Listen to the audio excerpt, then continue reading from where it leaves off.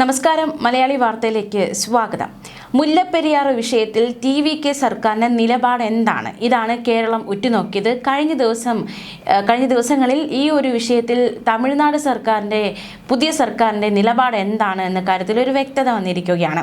മുല്ലപ്പെരിയാറിൽ പുതിയ അണക്കെട്ട് നിർമ്മിക്കാനുള്ള കേരളത്തിന്റെ നീക്കത്തിന് തടയിട്ട് ജോസഫ് വിജയുടെ നേതൃത്വത്തിലുള്ള ടി.വി.കെ സർക്കാർ സംസ്ഥാനത്തെ ജലസേചന വിഷയങ്ങളിൽ അതീവ കർശന നിലപാടാണ് ടി.വി.കെ സർക്കാർ സ്വീകരിച്ചിരിക്കുന്നത്. മുല്ലപ്പെരിയാറിൽ പുതിയ അണക്കെട്ട് നിർമ്മിക്കാനുള്ള കേരളത്തിന്റെ നീക്കത്തെ തടയാനാണ് തമിഴ്നാടിന്റെ നിലവിലെ നീക്കമെന്നാണ് മനസ്സിലാക്കാൻ സാധിക്കുന്നത്. സർക്കാരുകൾ മാറിയാലും മുല്ലപ്പെരിയാർ പോലുള്ള വൈകാരിക വിഷയങ്ങളിൽ തമിഴ്നാടിന്റെ നയം മാറ്റമില്ലാത്തതാണെന്നാണ് വിജയ് സർക്കാരിന്റെ നയത്തിലൂടെ വ്യക്തമാകുന്നത്.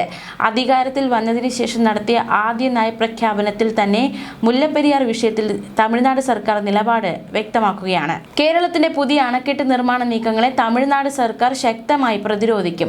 സുപ്രീം കോടതി ഉത്തരവ് പ്രകാരം നിലവിലുള്ള അണക്കെട്ടിൽ അറ്റകുറ്റപ്പണികൾ നടത്തി ജലനിരപ്പ് 142 അടിയായും പിന്നീട് 152 അടിയായും ഉയർത്താനാണ് തമിഴ്നാടിന്റെ പദ്ധതി. കേരളത്തിന്റെ വാദങ്ങളെ തള്ളിക്കളഞ്ഞുകൊണ്ടാണ് സർക്കാർ ഈ നീക്കം നടത്തുന്നത്. വിമർശനം ഉന്നയിച്ചിരിക്കുന്നത് അണക്കെട്ട് ബലപ്പെടുത്തുന്നതിന് കേരളം അനുമതി നൽകുന്നില്ലെന്നും അതിനു പകരം പുതിയ അണക്കെട്ടിനായി വാശി പിടിക്കുകയാണെന്നുമാണ്. നിയമസഭാ സമ്മേളനത്തിന് ശേഷം പ്രതിപക്ഷ നേതാവ് വി.ഡി. സതീശൻ തമിഴ്നാട് മുഖ്യമന്ത്രിയുമായി ചർച്ച നടത്താനിരിക്കെയാണ് സർക്കാർ കടുത്ത നിലപാടുമായി മുന്നോട്ട് വരുന്നത്. കേന്ദ്ര സർക്കാരിനെ സമ്മർദ്ദത്തിലാക്കി അയൽ സംസ്ഥാനങ്ങളുമായുള്ള ജലതർക്കങ്ങളിൽ തമിഴ്നാടിന് അനുകൂലമായ തീരുമാനം ഉറപ്പാക്കാനാണ് മുഖ്യമന്ത്രി ജോസഫ് വിജയിയുടെ ശ്രമം. കർണാടകയിലെ കോൺഗ്രസ് സർക്കാരിനെതിരെ പ്രമേയം അവതരിപ്പിക്കുന്നതിലൂടെ ദക്ഷിണേന്ത്യൻ രാഷ്ട്രീയത്തിൽ വലിയ ചലനങ്ങൾക്ക് ടി.വി.കെ വഴി തുറക്കുകയാണ്. ജലപ്രശ്നങ്ങളിൽ തമിഴ്നാടിന്റെ അവകാശങ്ങൾ സംരക്ഷിക്കാൻ ഏതറ്റം വരെയും പോകാൻ ടി.വി.കെ സർക്കാർ തയ്യാറാണെന്ന സന്ദേശമാണ് ഈ നീക്കങ്ങൾക്ക് പിന്നിലുള്ളത്. തെക്കൻ തമിഴ്നാട്ടിലെ ജനങ്ങളുടെ ജീവനാഡിയാണ് മുല്ലപ്പെരിയാർ അണക്കെട്ട്. അണക്കെട്ട് കൂടുതൽ ബലപ്പെടുത്തിയ ശേഷം ജലനിരപ്പ് 152 അടിയായി ഉയർത്താമെന്ന് 2014 സുപ്രീം കോടതി ഉത്തരവിട്ടിട്ടുള്ളതാണ്. പക്ഷേ ഇതിനാവശ്യമായ അറ്റകുറ്റപ്പണികൾ നടത്താൻ കേരള സർക്കാർ അനുമതി നിഷേധിക്കുകയാണെന്ന് തമിഴ്നാട് കുറ്റപ്പെടുത്തുകയും ചെയ്തു. ഈ സാഹചര്യത്തിൽ അണക്കെട്ട് പ്രദേശത്ത് ആവശ്യമായ അറ്റകുറ്റപ്പണികൾ നടത്താനും മുല്ലപ്പെരിയാറിലെ ജലനിരപ്പ് ഉയർത്താനുമുള്ള ശക്തമായ നടപടികളുമായി തമിഴ്നാട് സർക്കാർ മുന്നോട്ടു പോകാനാണ് നീക്കം. മുല്ലപ്പെരിയാറിൽ പുതിയ അണക്കെട്ട് നിർമ്മിക്കുമെന്ന നിലപാടിലാണ് കേരള സർക്കാർ.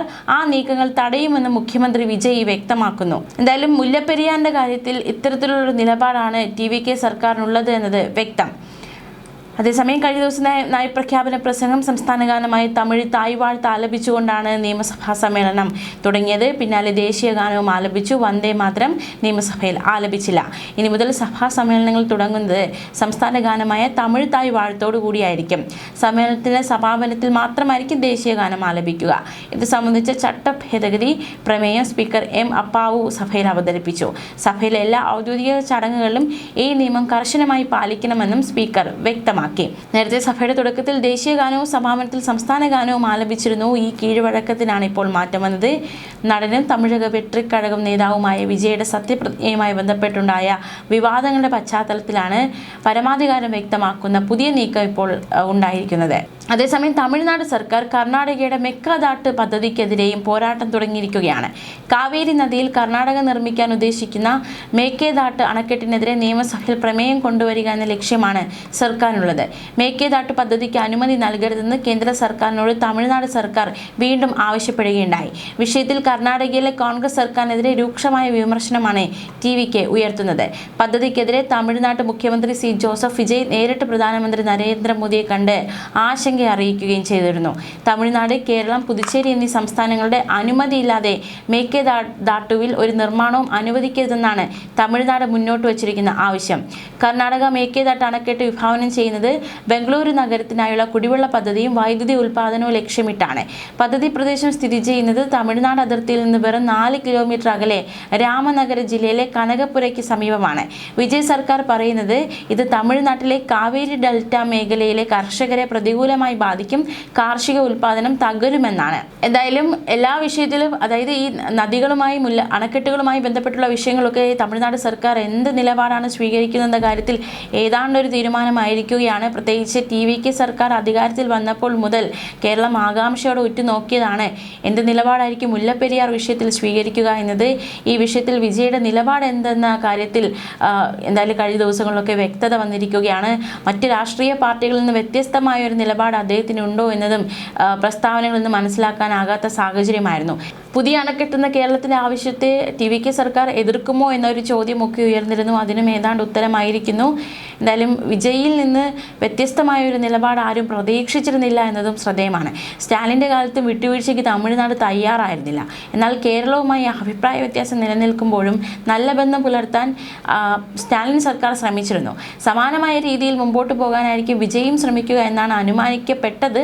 പക്ഷേ ആദ്യ ദിനങ്ങളിൽ തന്നെ ഈ വിഷയത്തിൽ നിർണായകമായ കടുത്ത നിലപാട് സ്വീകരിക്കുമ്പോൾ മുന്നോട്ടുള്ള പോക്ക് എങ്ങനെയാകും എന്നതൊരു ചോദ്യമാണ്. മാത്രമല്ല വിജയ് കോൺഗ്രസ് കൂടി ഉൾപ്പെട്ട ഒരു സഖ്യത്തെയാണ് നയിക്കുന്നത്. പ്രശ്നങ്ങൾ പരസ്പരം പറഞ്ഞു തീർക്കാനും കാര്യങ്ങൾ പരസ്പരം ബോധിപ്പിക്കാനും ഈ കോൺഗ്രസ് ബന്ധം രണ്ടു കൂട്ടർക്ക് സഹായകമാകുമോ എന്നൊരു ചോദ്യം കൂടി നിലവിൽ ഉയരുന്നുണ്ട്.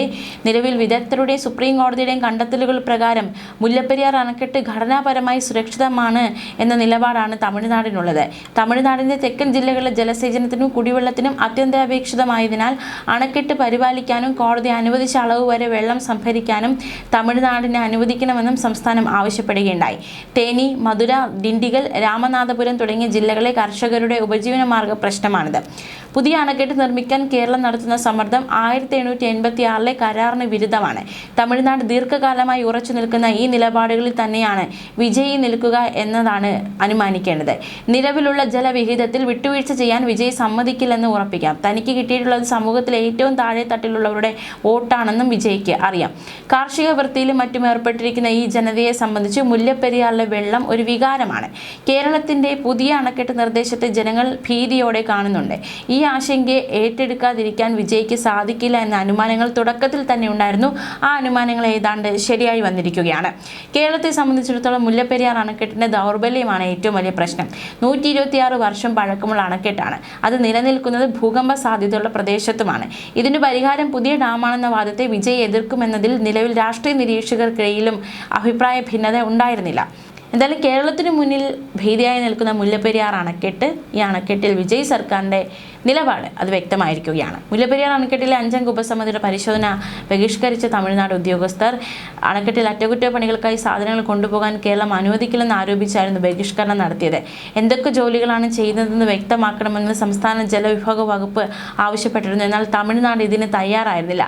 ഈ സാഹചര്യത്തിലായിരുന്നു അനുമതി നിഷേധിച്ചത്. തമിഴ്നാട് പൊതുമരാമത്ത് വകുപ്പ് ഉദ്യോഗസ്ഥരുടെ നിസ്സഹകരണം കാരണം പരിശോധന നടക്കാത്ത സാഹചര്യമായിരുന്നു. ന്യൂസ് ഡെസ്ക് മലയാളി വാർത്ത.